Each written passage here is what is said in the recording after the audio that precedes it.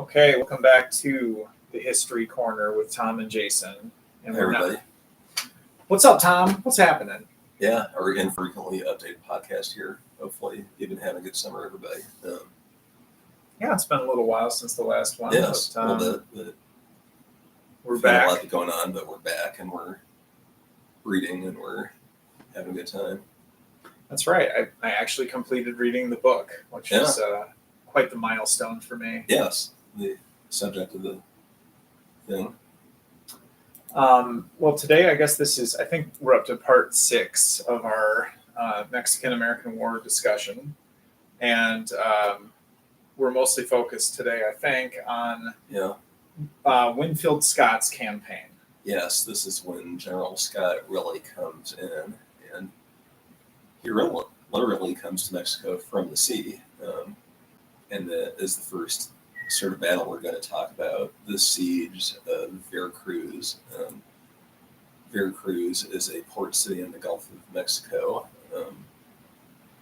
was then and is today an important port in Mexico. Yeah, Vera Cruz was big, even going back to like the 1500s, right? Yes, it kind of was the main hub of commerce there. Has been occupied at various times by France and America. Yeah, so let's see. Notes about Vera Cruz. So from October to November we're in 1846. 1847 by now, I believe. Well, we'll be going there, but the planning started in 1846. Right. I'm saying going back all the way to October, November of 46. Sure. You have Winfield Scott Sure. Planning for it, I guess. And yes. I guess President Polk approved of the plan in like November of 46. Yeah, there was extensive planning of this. It took months. It was a big operation. As far as we can tell, it's the largest amphibious invasion proposed at that point. We were using the U.S. Navy to bring in invading force via ships. So, yeah. Kind of right. Big deal for the United States. It's a big deal for the United States. If this went wrong, then it would be a pretty bad loss. So, and yes, General Scott, who we talked about previously, is now coming in fully. A lot of General Taylor's troops were transferred to support this operation. Right. Yeah. It's still kind of funny to me. Like, Winfield Scott, I guess he was already like a brigadier general in the War of 1812. Yeah. So he was already, in charge of some pretty significant actions all the way back in 1812. So yeah, he's getting a little older at this stage. Yeah, he was definitely. I think we've talked previously. He was in the Army technically until the Civil War when he was in his 70s, and this is one of the most decorated military generals in American history, certainly. Yeah, and he was he's like the top general basically in the Army also at this stage. Yes. Like he would be, you'd have the Secretary of War, and then he's kind of the lead general underneath the Secretary of War. So I thought it was kind of interesting. I'm not like super clear on this whether it's I think only briefly talked about in the book, but they're like, why go to Vera Cruz? Why it's like General Taylor was already successful up in northern Mexico. Yeah. So it's kind of interesting. Like there's some comment about the rationale being that they thought they had to approach Mexico City like from the south, or something like that. There was like a direct, like the Grand Highway or whatever they called it, kind of went that way from Vera Cruz to Mexico City, I believe. Or something like that. So I suppose maybe like logistically, it's like a sea-based resupply to the forces, that are actually needed to attack Mexico City. Maybe they think like you can't do that on an overland route, I guess. I mean, the logistics have consistently been one of the most difficult things for the Americans in this war, and maybe they felt that it would be too hard to bring that many troops with the requisite transportation and mules and supplies and everything else you needed. maybe they thought it was easier to. Well, they did. Think it was easier to bring them in by ship. Yeah, so that's happened, and yeah, there was a lot of military planning and choosing Vera Cruz, and when they chose to do it, they were very scared of yellow fever at this time. Yeah. Obviously, in the 19th century, disease was one of the things you had to watch out for all the time in general, and certainly in a military campaign, that could be one of the worst things that could happen is your troops go to a disease when you don't have, penicillin or anything. Right. To, I was just randomly reading about this invasion of Cartagena in the War of Jenkins' Ear. So back in I think it's 17, I don't know, late 1730s or 1740s, Sure. but that's a huge British operation, absolutely one of the biggest joint operations, from that era. Yeah. And they just get decimated by, malaria basically at Cartagena. Yeah. And so that's a huge failure, a century earlier to do something of this magnitude. Yeah. So. And yellow fever was apparently a big problem in Mexico at this time, at various times in various places. Yeah. So let's see. I think you mentioned this that Scott basically takes 9,000 guys from Taylor. Yeah. Plus he's got his own reinforcements. So that's kind of interesting, that Yes. Taylor's having the success up north, and then he's pulling a lot of the forces away from there. We should mention that it wasn't like this was easy. It was a very heavily guarded fortress. There were, I believe, 3,360 soldiers guarding 3 major forts. And heavily garrisoned. So Yeah. this would be a big deal to Mexico, right? And I think they had already kind of given up on some of their other port cities. Yeah. In prior podcasts, we talked a little bit about, I think, Tampico or something like that, Mm-hmm. that, Santa Anna would pull troops out of those garrisons, and then there was just nothing there, right? Yeah. So you can imagine where Vera Cruz would have been something they definitely needed to keep in their possession. Yeah. But as a joint operation, I know they took a lot of additional support from the Navy, I guess. Yeah. They said they didn't have enough transport ships, so they must have had a situation back then where the Army sort of had ships for the transportation of the Army, but then that was insufficient for this force, so then they had to pack a lot of them onto Navy vessels also. I'm sure it's like the Army and Navy have planes now, even though there's an Air Force. I mean, it's, right. I don't understand how that works, but you're the military guy, so maybe you do. Well, I think it's like you're saying. It's it's like how the Air Force originated in the Army, right? Yeah. It's it was just the air component of the Army, and then it broke off. So, yeah. Let's see. I thought this was kind of an interesting anecdote that there was a recon performed where there was a ship that was it was closer than it should have been, I guess, to batteries at Vera Cruz, where it had Winfield Scott and the Commodore, that was David Connor, plus guys like Meade and Robert E. Lee, Beauregard, all on board that same ship.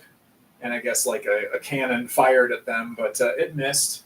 So it was just kind of a funny thing. They had a huge amount of leadership in this one vessel doing some reconnaissance. Yeah, my understanding is Robert E. Lee, who was a captain then, was a major designer of the initial phase of the operation. I don't know if that matches your research. But... Well, and I know for sure that he definitely will be involved in a lot of the battles that we'll talk about today, because he's, as an engineer, he's I think there was another major above him, and that guy was either killed or got sick or something like that. So then he ends up being kind of on point for a lot of engineering. Yeah, his sort of design capacity was showing it could have been clearly what what he did here set him up for future success in the Army until he joined the other one at some future point. Yeah. If you're watching the YouTube version of this, I'm going to start screen sharing a map here that will have basically it's a map of different battles throughout the Mexican-American War, and so that'll kind of help orient us a little bit to each of the battles that we're talking about. First, and then what to? Yeah, I think. Well, do you want this still here? You can take it off for a minute while you're showing it. Okay, well, I've got it right here. Okay. Yeah. Okay, so anyway, yeah, if you're watching it on YouTube, that'll be available for the rest of our conversation, pretty much. If you're not, we're looking at a map. That's right. Well, and am I even showing all the relevant parts? Because it looks like I'm looking at just the upper part of it. Yeah, we might have to get our faces out of there. We'll see. Yeah. Now, do I know how to do that? You get to watch us have technical difficulties. Yes. Stuff, but it's live podcasting, folks. It's, stuff happens. Yeah, we're learning as we go. We're learning as we go, and hopefully it's somewhat amusing to all of you. There we go. Okay, that I think works, but obviously we lost your notes there, so I think what I can do is pull this over here and then we'll get going.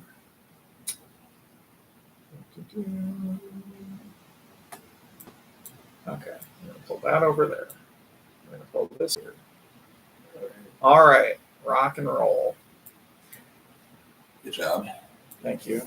Thank you. So, yeah, I mean, Vera Cruz, it really is just kind of like they bring up a bunch of siege batteries. Yeah.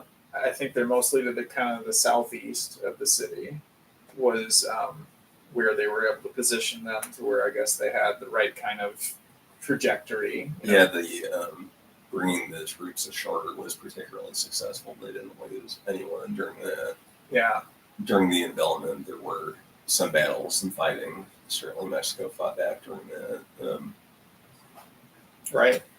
Can you talk at all about the naval battery that seems to have been decisive here? Yeah, I mean, I remember there were there was some kind of acquisition of naval guns, yeah. right, with this. That was part of it. I know with all these sieges, there's not a particularly uniform mixture of types of artillery being employed. So in some cases there's naval guns, there's howitzers used in some cases. So that's more of, kind of a cannon that's sort of firing at more of an arc. Sure. And then you've got your mortars, which are kind of more of a higher arc, really intended to go over top of, enemy walls and that sort of thing. So yeah, it's kind of a mixture, of all those three types of artillery pieces. And you kind of see that in some of these other battles too, that it feels like it's whatever's on hand, whatever you've got, as long as it's of sufficient caliber, it's reasonally effective. And a lot of the things that they're firing at are not maybe the most modern fortifications either. They're a lot of them are kind of, I would say, Spanish colonial era fortifications, which are just probably not quite up to snuff with, mid 19th century artillery. Probably more effective against artillery, a century prior. But so the point is, all this stuff was successful, and by the end of March, a surrender was negotiated at Vera Cruz for that battle. Yep.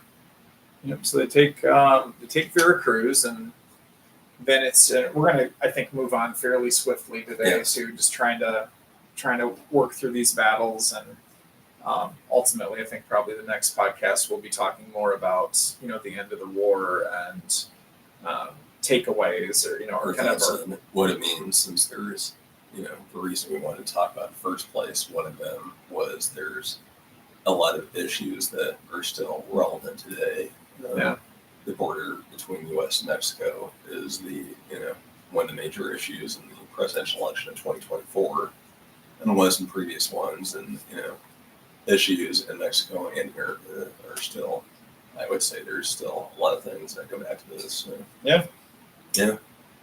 So like you were saying, Tom, that was March of 47, and so then in April of 47, we have the Battle of Cerro Gordo. Cerro Gordo, which, as some of you may know, it's the county in Iowa where Mason City is. Also Clear Lake, where the music died, but Buddy Holly's last concert. There you Richie go. Valens, Mexican American, great. So there you go. Also some other places, I believe there's town, Minnesota. This was a very decisive battle. It's closest to the Mexican town of Jalapa, I think, as usual. Please forgive her possibly questionable Spanish pronunciation. Right. Probably questionable. But not far from Vera Cruz. Not far from Vera Cruz. Cerro Gordo is basically a mountain in Mexico. And the battle took place near here, and it's named after that mountain. And I want to just, I guess, point out for a second that you have the same day that Scott had landed at Vera Cruz was the Battle of Buena Vista. So some of this is kind of going on in parallel, right? That you have, so Buena Vista really is resolved in, like, I guess, February of 47. It's kind of when it's, I guess for this. So then those troops would be marching south, right from there. Right.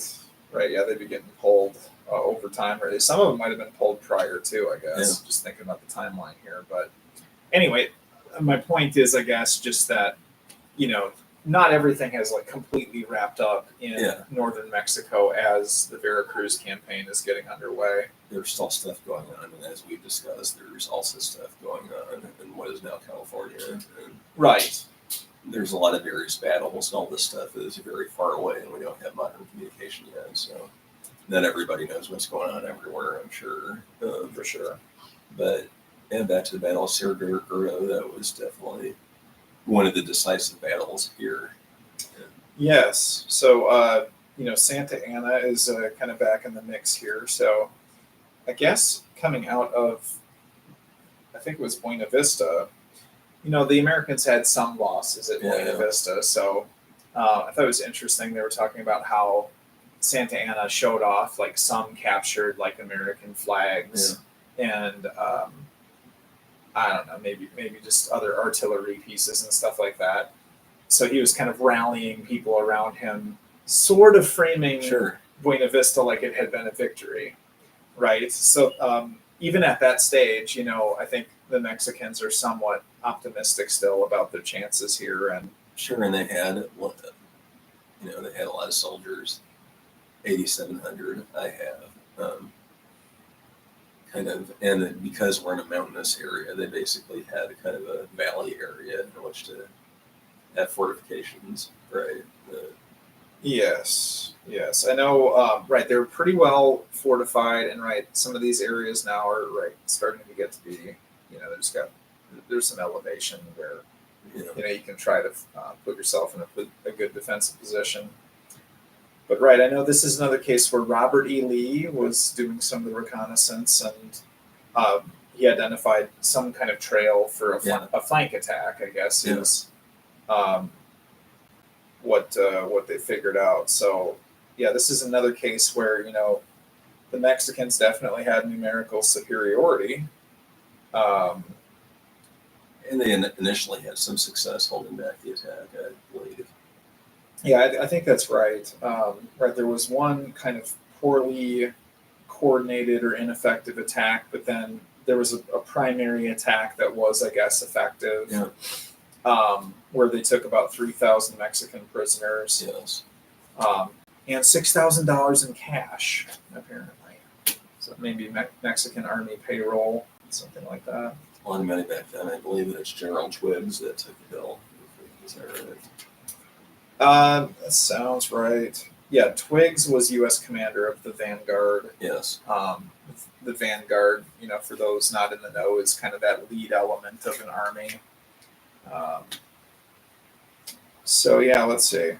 So this was, some would say, the most decisive battle. After that, there wasn't a lot left. They were on the road. There were still battles at Puebla and Churubusco. I've got a few notes on some of those other battles that continue to happen. And some of the reason I took notes on them is because I had never really heard of them. Yeah. And the casualty rates on them were like a little bit higher than I was expecting. Yeah. Like I was kind of thinking like, it seems like, okay, yeah, after Cerro Gordo, I don't know why I can't say that today.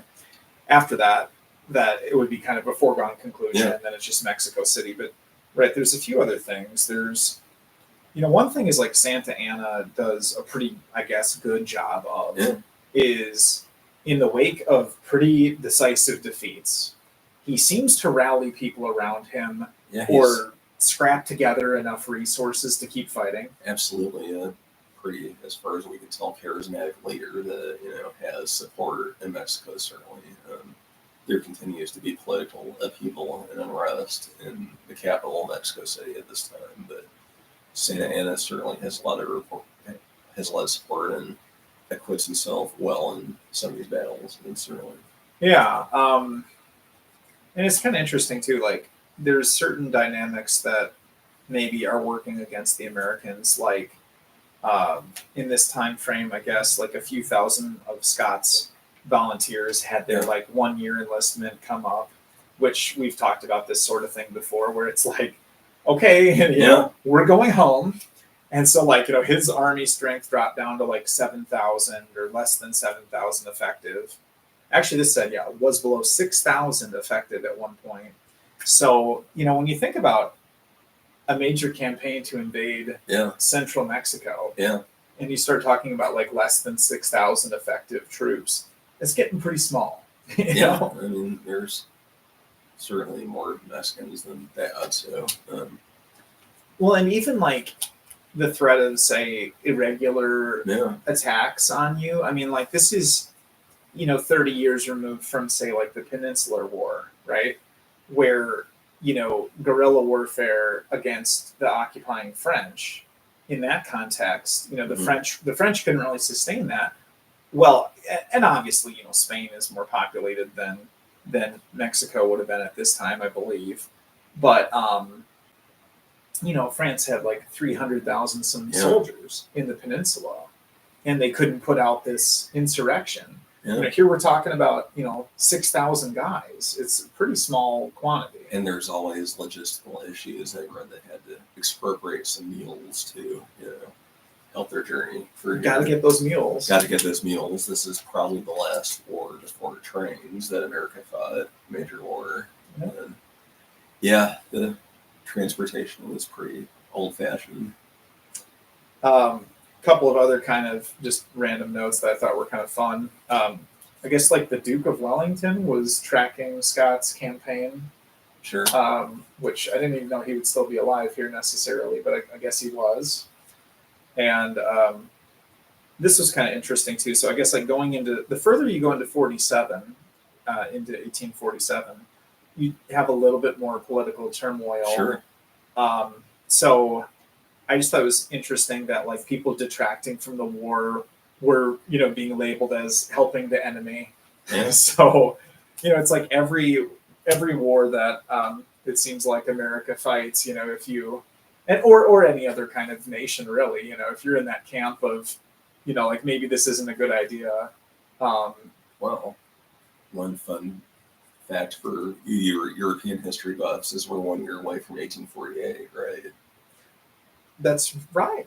Political upheaval everywhere in the Western world, shall we say? The year of revolutions. Yes, right? I mean there's a great podcast on that is worth checking out. Because we might have to just do that someday. For sure. Because that's very interesting, and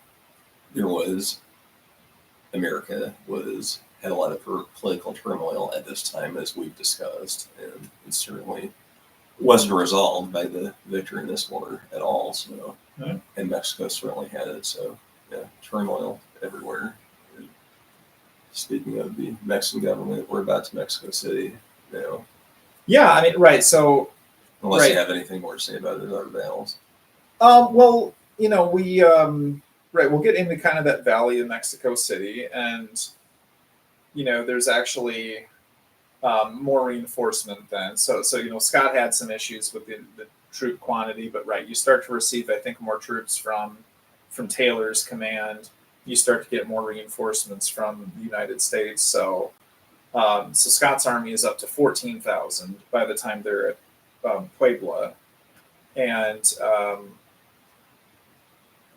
it's interesting. They're up against still a much larger Mexican force. There's like 4,000 Buena Vista vets. There's 10,000 Mexican National Guard. There's another 10,000 that were sort of right around Mexico City. So actually, Santa Anna, around say like August of 47, has got like about 27,000 soldiers. So he still has like a lot of numerical superiority. Yeah, one thing about some of these surrenders that America is getting is they would often allow the soldiers to be Mexican soldiers to be paroled basically to leave and not be taken prisoner, which I assume was a necessary concession, but it does allow for there to still be troops in some of these battles closer to the end. Which we're fighting. Yeah, right. A lot of them like let them go and then right fight again, and So okay, we're getting then to there's a couple of battles.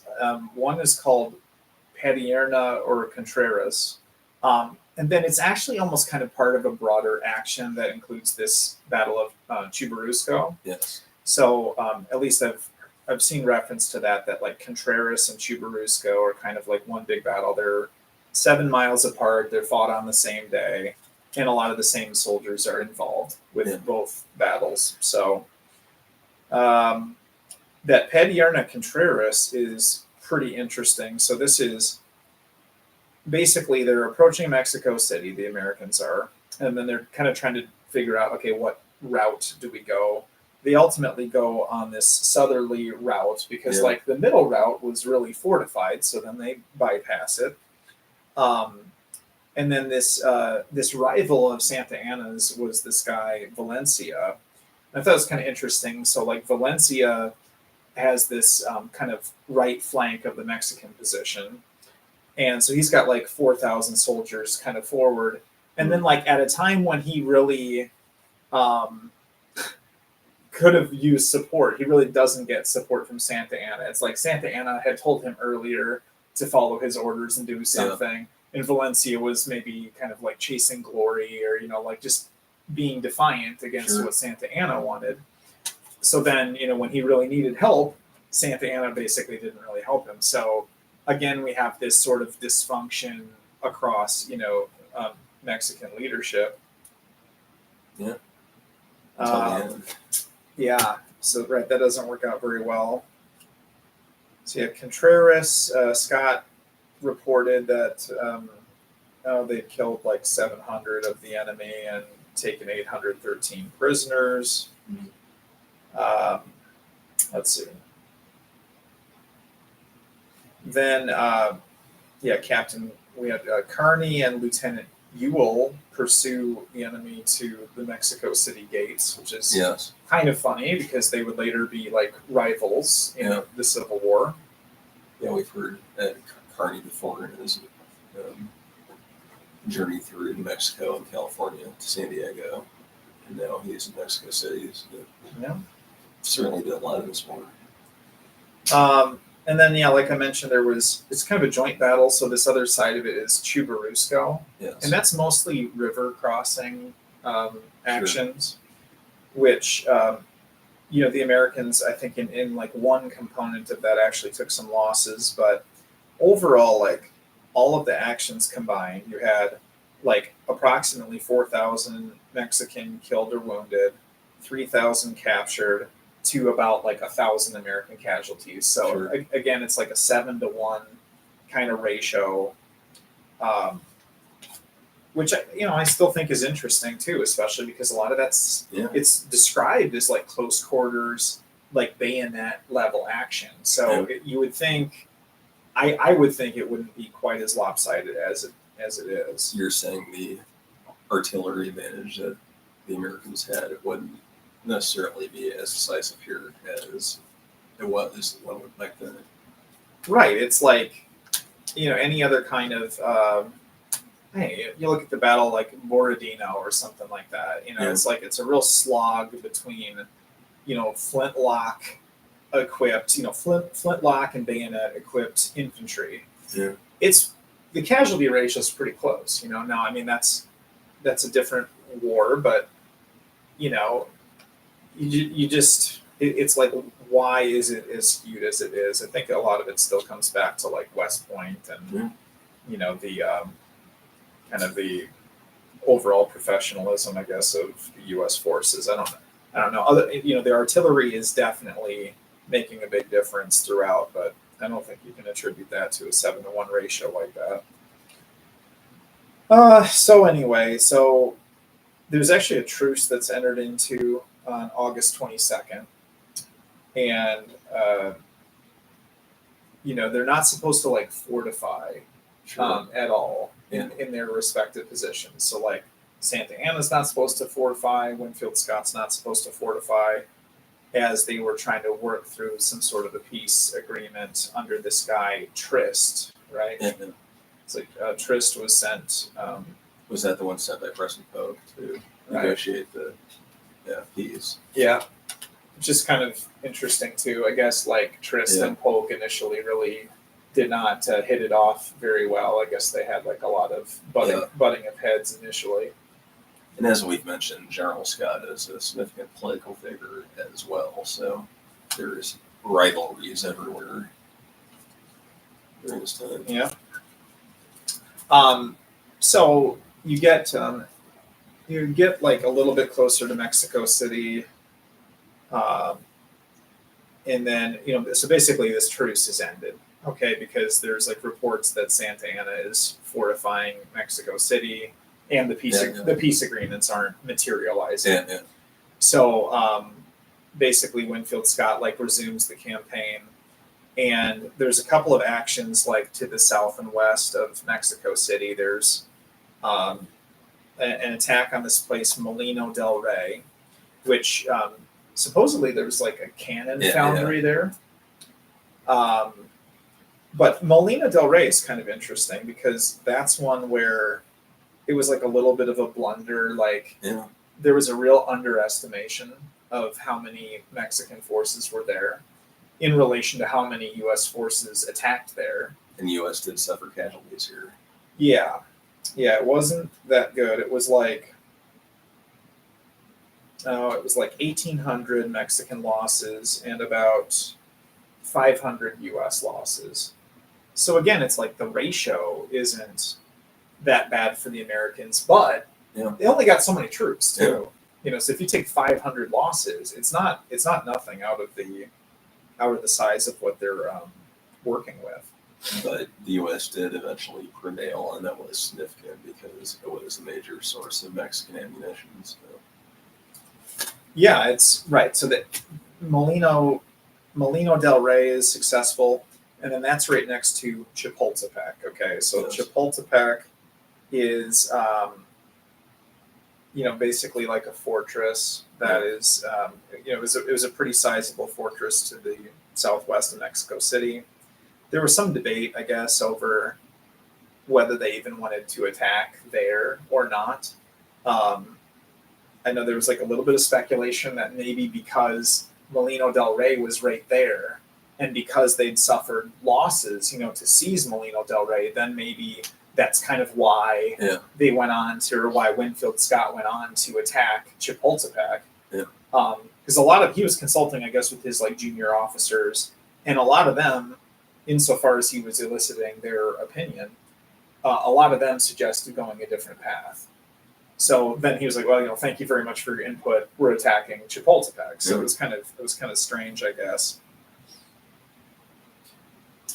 So anyway, Chapultepec is attacked, and that's another case where there's a lot of close quarters combat. I think there was like cadets, Mexican cadets defended that. Pretty much like to the last young man. And I believe there's like a case where actually like one of them jumped off of the the fortress, like holding the Mexican flag. And I guess there's like a big Sure. tributes or something like that in that area today. Yeah, there's definitely a lot of Mexican gallantry in this war. Right. Yeah, that was no lack of dedication. Yeah. So, yeah, and so, Chapultepec is taken, and really very shortly thereafter, you have American forces following and seizing like the northwest and southwest gates of Mexico City. Which once that happens, they don't have a lot of troops, but by I guess September 14th, Winfield Scott is in like the city square. Yeah. So, maybe just to kind of recap the timeline again here you got Vera Cruz taken March of 47, Cerro Gordo, April of 47, and then these major battles are basically like August into September. September is the seizure of Mexico City. So, yeah, I'll just maybe make one quick note here too on, like when they first get in there, it kind of becomes about the declaration of martial law. Yes, General Scott appoints a military governor. Right? Yep.